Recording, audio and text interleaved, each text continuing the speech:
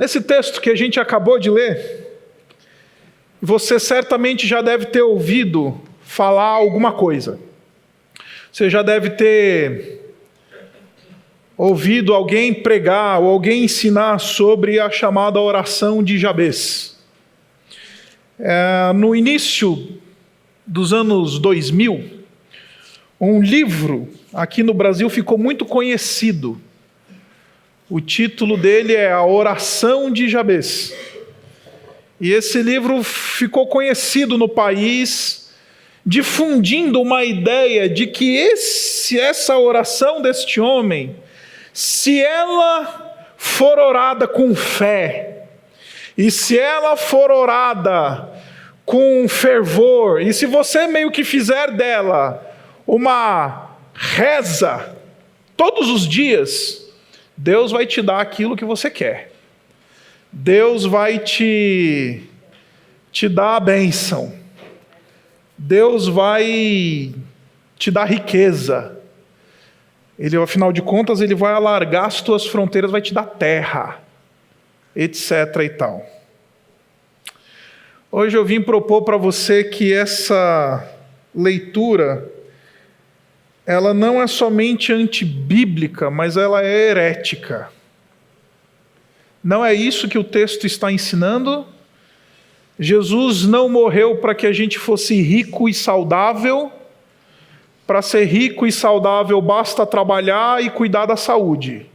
Jesus não precisava ter ido para a cruz para que eu e você fôssemos ricos e saudáveis. Jesus morreu para comprar para si um povo de propriedade exclusiva, oriundo de toda raça, tribo, língua e nação. E ele morreu para inaugurar o reino de Deus. A morte do Senhor Jesus Cristo, ela marca, na verdade não a morte, mas o início do ministério do Senhor Jesus Cristo, marca uma coisa importante. Eu esqueci, né? Desculpa. Os adolescentes de 12 a 17 anos, eu estou tão concentrado na pregação que eu acabei esquecendo. Vocês podem ir com o Jonathan. Eu vi a movimentação ali do seminarista. Obrigado, querido. Vocês podem ir em paz. Deus abençoe vocês. Voltando, o início do ministério do Senhor Jesus Cristo marca aquilo que a gente fala de a inauguração do reino. O reino de Deus. Jesus, ele veio, começou a pregar a chegada do reino. Ele dizia: arrependam-se, porque é chegado o reino dos céus. A vinda do Senhor Jesus Cristo inaugura a chegada deste reino. Agora, quando a gente fala do reino de Deus, quando a gente fala do reino, do domínio de Deus sobre todas as coisas, a gente precisa desmistificar alguns conceitos. O primeiro deles é que o reino de Deus, ele não é uma realidade palpável e tangível. Não é um elemento, não é um reino que tem fronteiras físicas. Não é um reino de ordem material. O reino de Deus é um reino espiritual. O domínio de Cristo sobre tudo e sobre todos, ele se dá na esfera espiritual. Um teólogo muito conhecido chamado Abraham Kuyper, ele falando deste reino, ele disse o seguinte: não há 1 centímetro quadrado da experiência humana sobre os quais, ou sobre o qual Cristo, que é rei sobre tudo, não diga é meu. Vou repetir. Não há 1 centímetro quadrado da experiência humana sobre o qual Cristo, que é rei sobre tudo e todos, não diga é meu. Deu para entender o que eu estou querendo dizer para você? O reino de Cristo diz respeito ao domínio de Cristo sobre tudo e sobre todos. E este domínio, este reino, ele na era presente, ele se manifesta espiritualmente. é uma realidade espiritual. Jesus, ele reina espiritualmente sobre tudo e sobre todos, e não há absolutamente nada que esteja fora do seu domínio e do seu governo. Aí você deve estar pensando, eu entendi, pastor. Agora, a pergunta que se levanta é, o que esse texto que a gente acabou de ler tem a ver com esse negócio de reino? Como você sabe, nós estamos numa série, a série chama Em Movimento, e hoje a nossa proposta é falar sobre um reino em movimento. Porque o reino de Deus é uma realidade espiritual, não tem fronteiras físicas. Você não atravessa um rio e fala, cheguei aqui no reino de Deus. Você não caminha 200 quilômetros dentro do reino de Deus. O reino de Deus é uma realidade espiritual. E por que o reino de Deus ele é uma realidade espiritual? Ele está em movimento. Só que para estar em movimento, Deus ele usa aqueles que são os embaixadores e os súditos desse reino. E é exatamente isso que a gente vê nessa oração. Jabez ele não está orando para ser rico, para ser bem-sucedido, para ser saudável. Jabez não está pedindo riquezas, ou ele não está pedindo um carro do ano, ele não está pedindo casa própria. Jabez está pedindo para que seja instrumento deste reino. E deixe-me mostrar para você o que está acontecendo aqui. O texto no versículo 9 diz assim, Jabez, ele foi o mais honrado, o mais ilustre, talvez a sua versão vai dizer o mais respeitado homem da sua família. O contexto aqui é a genealogia, o relato dos descendentes da tribo de Judá, a principal tribo de Israel. Ou seja, dentro da principal tribo de Israel, que era a tribo de Judá, a tribo do rei, a gente fala de Jesus como o leão da tribo de Judá, porque Judá era a principal tribo em Israel. Dentro da principal tribo de Israel, Jabez se tornou o mais respeitado. Se tornou uma figura de proeminência. E ele se tornou uma figura de proeminência num ambiente paradoxal, porque o nome dele é Jabez, porque a sua mãe disse, com dores o dei à luz.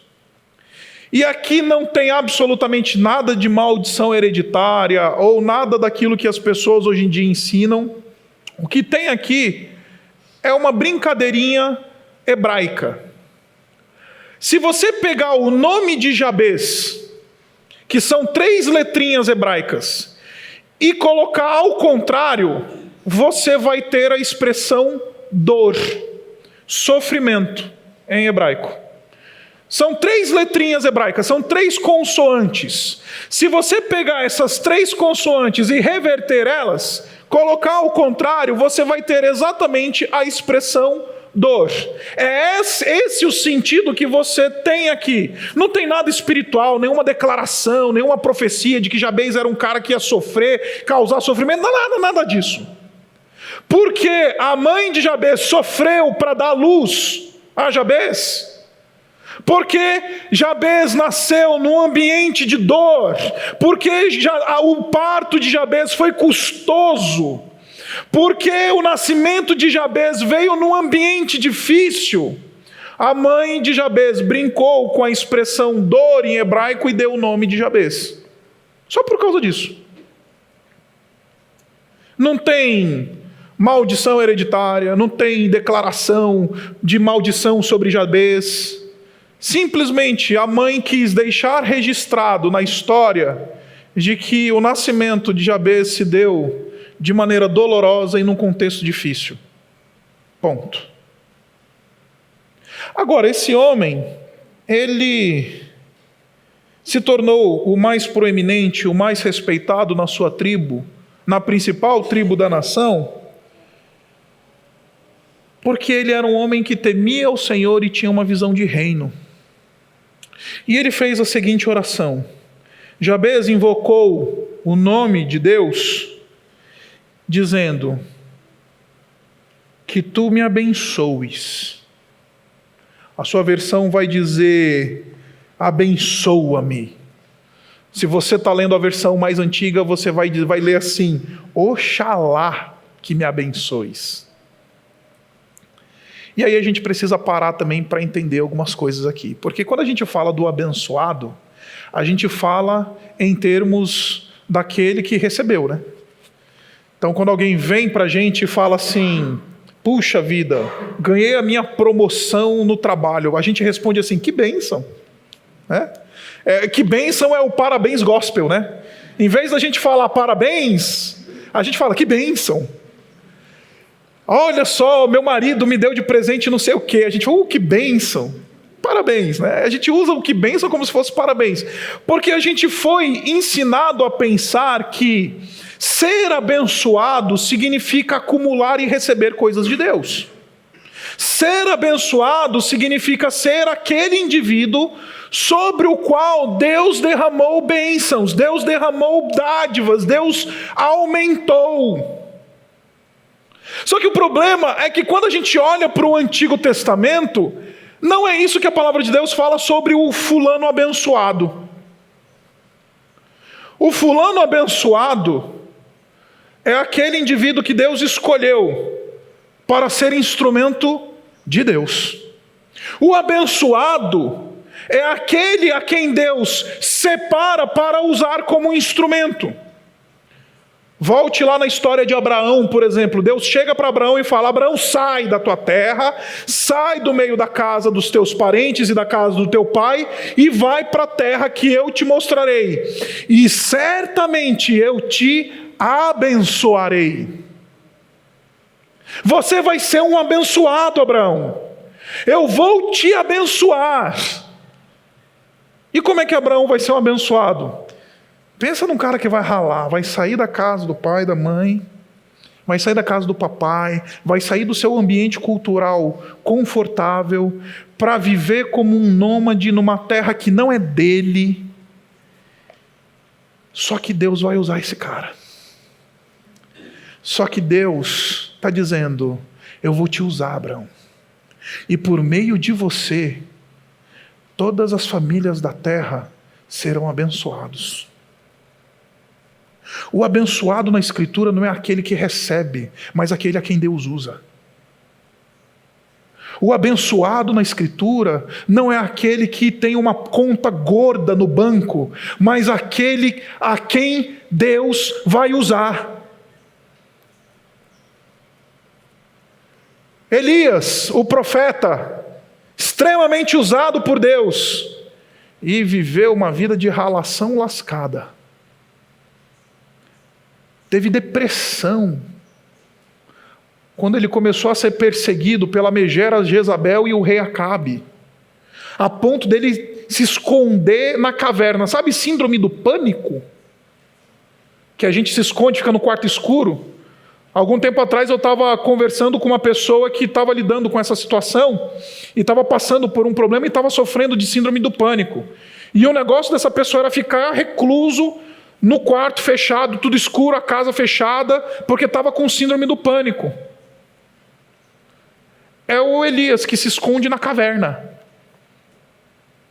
Num quadro claro de depressão, um indivíduo que não está conseguindo enxergar a graça e o amparo de Deus, se fecha na caverna. Mas é o usado, é o abençoado. O que eu estou querendo dizer para você, meu irmão e minha irmã, é que ser o abençoado significa ser aquele que Deus vai usar. E ser aquele a quem Deus vai usar significa uma vida de luta. O próprio apóstolo Paulo diz que vão ser perseguidos aqueles que querem viver de maneira piedosa. Assim como eles odiaram a mim, diz o Senhor Jesus, eles odiarão a vós outros. Ser o abençoado não é ser o que vai ficar rico e vai ser o bem-sucedido e que vai trabalhar na multinacional e vai ter um salário gordo. Ser o abençoado é aquele que Deus diz, a quem Deus diz: eu vou te usar, independente do teu conforto, independente do teu bem-estar, independente da tua reputação. Quando Deus decidiu usar alguém, Ele não estava preocupado com o conforto, com o bem-estar ou com a reputação deste a quem Deus decidiu usar. E eu não sei se você já parou para pensar, quando a gente fala de bênção, a gente fala exatamente de conforto, a gente fala de bens e a gente fala de reputação. Quando Jabez ele diz que me abençoes, ele está falando: Senhor, está precisando de alguém? Você está querendo usar alguém, Senhor? Senhor, tem alguém aí, tem alguma situação em necessidade? Eu estou aqui. Que o Senhor me abençoe. Tomara que o Senhor me abençoe. Essa é a versão mais antiga onde eu aprendi essa oração de Jabez. É alguém que tem um desejo profundo para ser instrumento de Deus no tempo e na história. Se nós queremos ver o reino de Deus em movimento, nós precisamos entender que nós precisamos ser os primeiros que vão dizer: Senhor, está precisando de alguém aí para fazer esse reino ser sinalizado? Para fazer esse reino, o teu domínio, o domínio de Cristo anunciado e percebido e manifesto? Eu estou aqui. Independente da minha condição financeira, independente do meu bem-estar, independente do meu conforto, independente da minha segurança, independente das coisas que eu tenho, estou aqui, Senhor. Meus irmãos, Jesus não morreu na cruz para te fazer confortável. Jesus morreu na cruz para que nós pudéssemos ser usados por Deus. Agora, esse é um evangelho que o pessoal não está pregando muito, porque esse é um evangelho que incomoda. Esse é um evangelho que fatalmente coloca a gente numa condição de: se eu quero ser abençoado, eu preciso calejar as minhas mãos, eu preciso abrir o meu coração, eu preciso ser aquele instrumento no qual o Senhor vai usar. Eu estava lendo outro dia uma anedota do Sabino, que é um autor de língua portuguesa bem conhecido, e ele fala que duas crianças estavam conversando na escola, e aí o professor fez uma pergunta para as crianças que estavam na escola, falando assim: se você pudesse ser algo dos teus, trocar de lugar com o teu material escolar, assumir a condição de alguma coisa do teu material escolar, teu caderno, tua caneta, tua borracha e tudo mais, o que você escolheria ser? Aí o Joãozinho falou: eu quero ser o caderno, porque eu quero conter, eu quero que estejam contidas em mim as informações que mudam, que transformam a vida das pessoas, que fazem com que as pessoas cresçam. Então eu quero ser o caderno, disse o Joãozinho. Aí o Pedrinho virou e falou: não, eu quero ser o lápis, porque a gente só escreve, só marca na história com o lápis.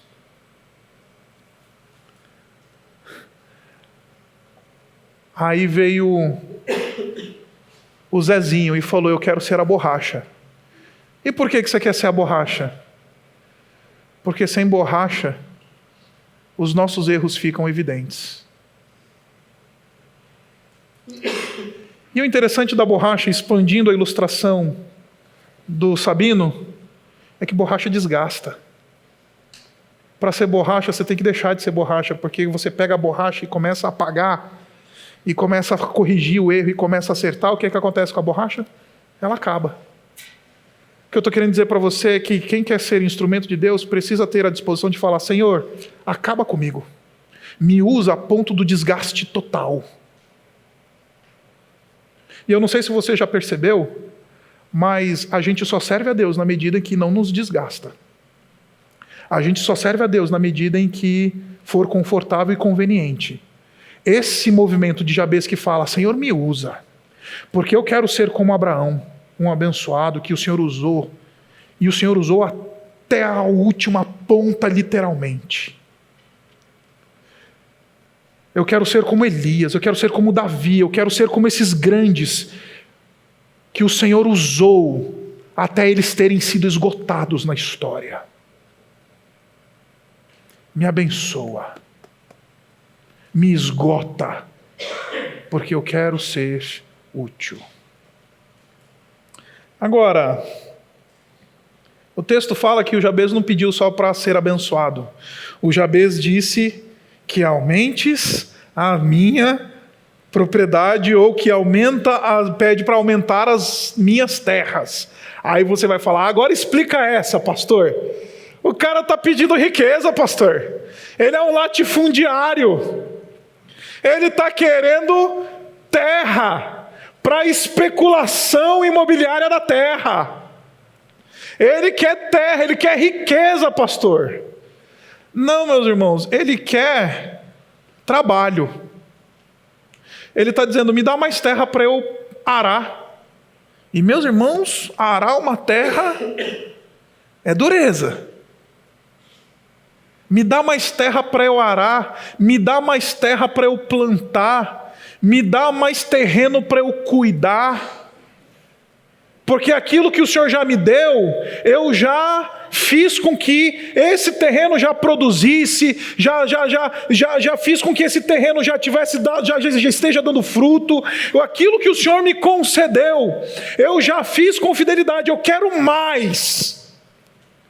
O que eu estou querendo mostrar para você aqui, nesse texto, meus irmãos, é que Jabez, ele tem um sentimento de incômodo com o ócio. Senhor, eu não quero ficar ocioso no teu reino. Senhor, eu não vou me sentir bem, me incomoda essa ideia de estar ocioso. Me dá mais terreno, me dá mais trabalho, me dá mais alguma coisa para eu fazer, porque eu não estou confortável nessa situação. Eu quero mais trabalho.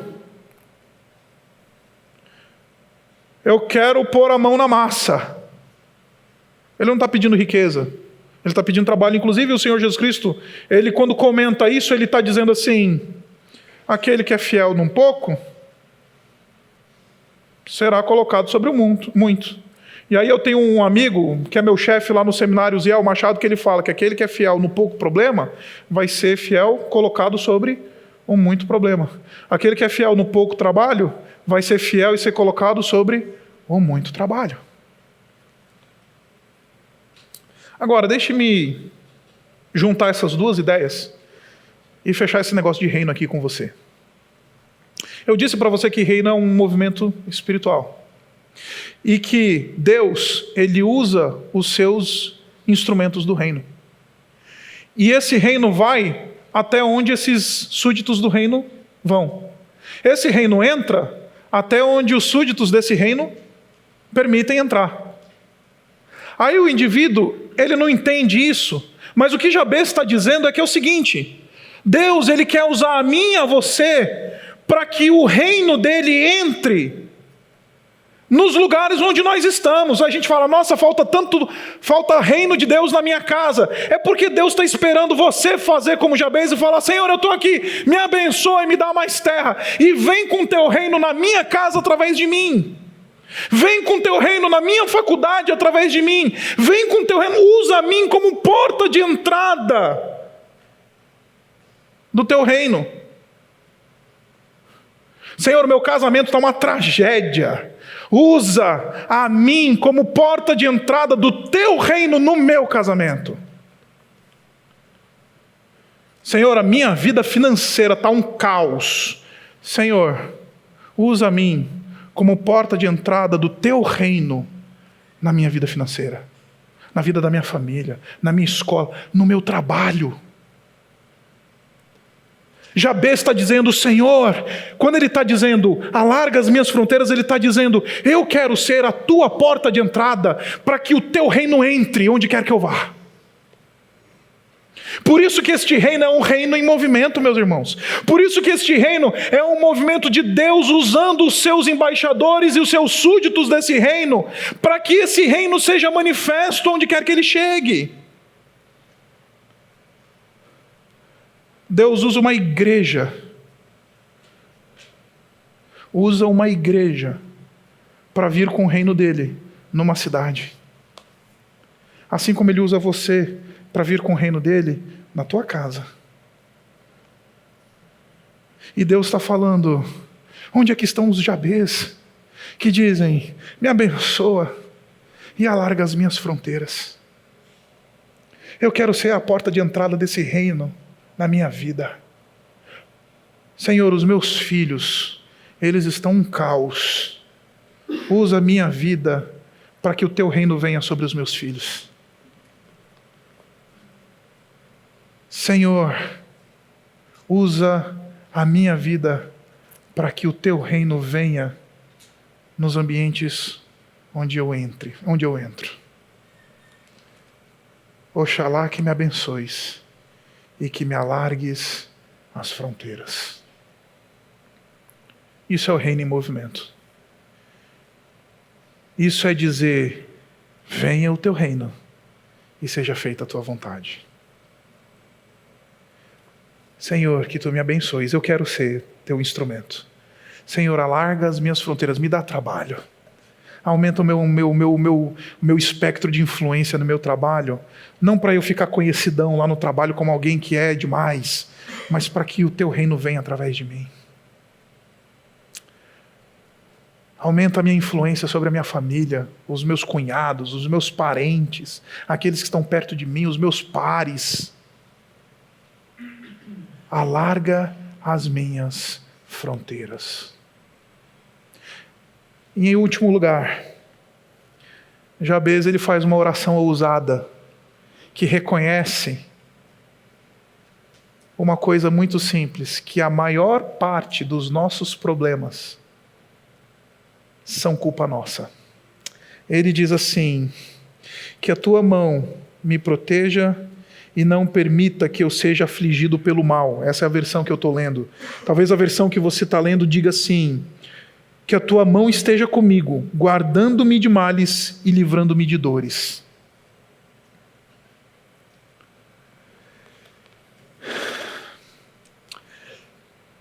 Eu gosto muito de um pensamento de Karl Barth, que ele diz que existe endemoniado que não está babando nem está rolando no chão. Quem é que são esses endemoniados? São aqueles, esquece de pensar em endemoniado só como aquele que quebra corrente, que sai babando, que sai falando coisa, que fala grosso. Tem esse tipo de possessão demoníaca, mas tem um monte de endemoniado que anda por aí e que vive uma vida na condição de endemoniado. Porque ele não reconhece uma coisa muito simples, que o mal habita em nós. A gente não precisa de Satanás para fazer o mal, a gente não precisa do demôniozinho aqui, dizem que fala, tem um anjinho na direita e o demônio na esquerda, e a gente passa o dia inteiro e a vida toda com eles dois soprando coisas no nosso ouvido. E a gente é meio neutro, né? A gente é meio neutro nessa história. Então aí a gente ouve um anjinho e a gente faz coisas boas, a gente ajuda o pobre, a gente não trai a mulher, a gente dá o imposto de renda certinho, a gente dá uma grana na igreja, a gente ajuda. Aí quando vem o capeta, ele tenta, né? Vem o demôniozinho lá do lado esquerdo, ele sopra no nosso ouvido. Aí a gente fala, hoje é dia de maldade. Não! Outra teoria que está sendo difundida, e eu não sei se você assistiu o filme, mas é um negócio que está na moda hoje, é o mal à la Joker. O Coringa. O que é o Coringa nessa proposta? É um indivíduo que ele se torna mal como reação à maldade dos outros.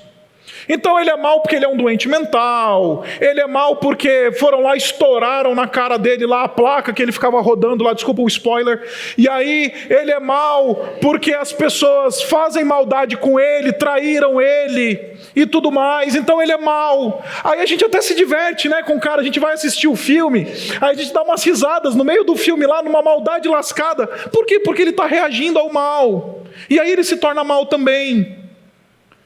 A palavra de Deus, ela nos diz uma coisa muito simples, meus irmãos, é que nós fomos corrompidos pelo pecado e o mal habita em nós, e a gente não precisa de ninguém vir estourar nada na nossa cara, a gente não precisa do demôniozinho do lado soprando maldade, a gente faz o mal com destreza. Você nunca ensinou o teu filho a fazer uma maldade, e ele é bom em fazer maldade, né? Porque o mal habita a gente. O Jabez está dizendo: Senhor, para o teu reino se manifestar na minha vida, para que eu seja essa porta de entrada do teu reino, eu preciso da tua graça, porque se depender de mim, o que vai sair de mim são obras da carne.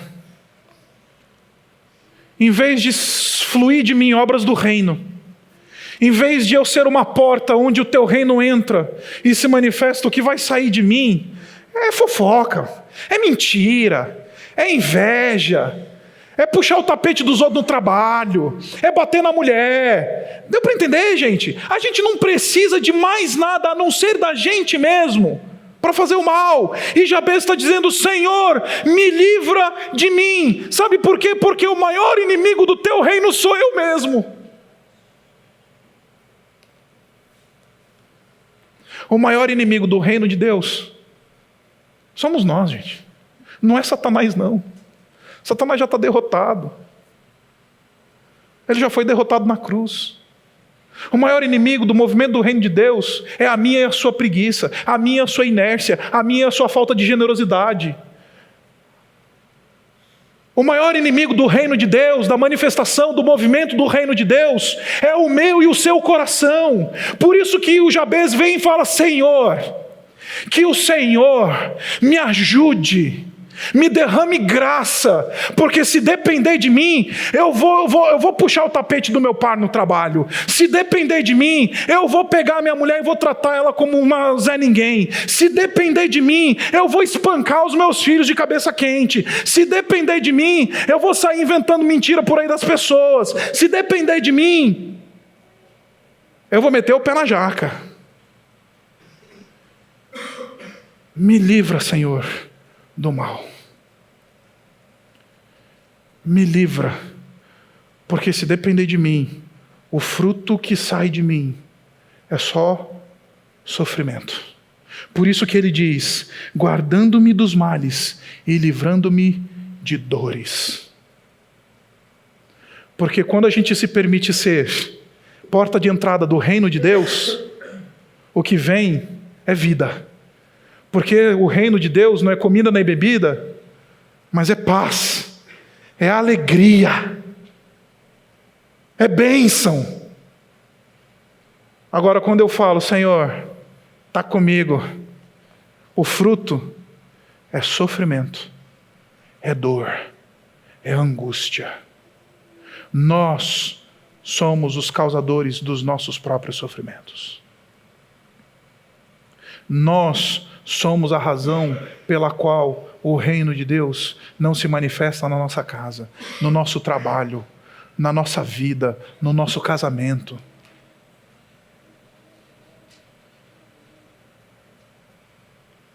Jabez diz: Senhor, eu sou o problema. Me abençoa e me faz útil. Senhor, me usa como porta de entrada e me alarga as fronteiras. E Senhor, me livra do mal, porque esse mal está dentro de mim. Eu não sei se você já teve a oportunidade de se encontrar com gente assim, mas a vida, ela nada mais é do que se encontrar com gente que é porta do reino de Deus e tem gente com gente que é porta do inferno. Você tem aqueles que Deus usa como porta do seu reino, aí você se encontra com essa pessoa, você é abençoado. Você encontra vida, você encontra paz, renovo. Esse tipo de gente toca o nosso coração de um jeito que produz coisas que a gente não consegue às vezes nem descrever. Mas a gente encontra uns caras aí que a gente... basta estar perto, a gente literalmente vai para o inferno. A gente literalmente experimenta as forças do inferno. Esses são os endemoniados que eu acabei de falar. Não estão babando, não estão rolando, não estão blasfemando. Às vezes tem roupa até de batista, linguajar de batista, é membro de igreja batista, mas é um endemoniado, porque em vez de chegar e trazer o reino, ele chega e traz a miséria. Ele chega e traz o inferno. Porque ele não tem uma consciência simples. Senhor, o problema sou eu. Livra-me do mal. Essa é a oração que coloca o reino em movimento. Essa é a oração do indivíduo que fala: eu vou ser teu instrumento, Senhor, na história. Essa é a oração do indivíduo que diz: o teu domínio, Senhor Jesus, sobre tudo e sobre todos, ele vai se manifestar através da minha vida. Oxalá que me abençoes, que me alargues as fronteiras e que me livres do mal e do sofrimento. Eu creio piamente que o Senhor Jesus Cristo, ele traduziu essa oração lá na oração do Pai Nosso. Eu queria terminar esse sermão convidando você a orar essa oração comigo hoje. Abaixe sua cabeça. E eu queria convidar você a orar junto comigo, em uma só voz. Vamos juntos?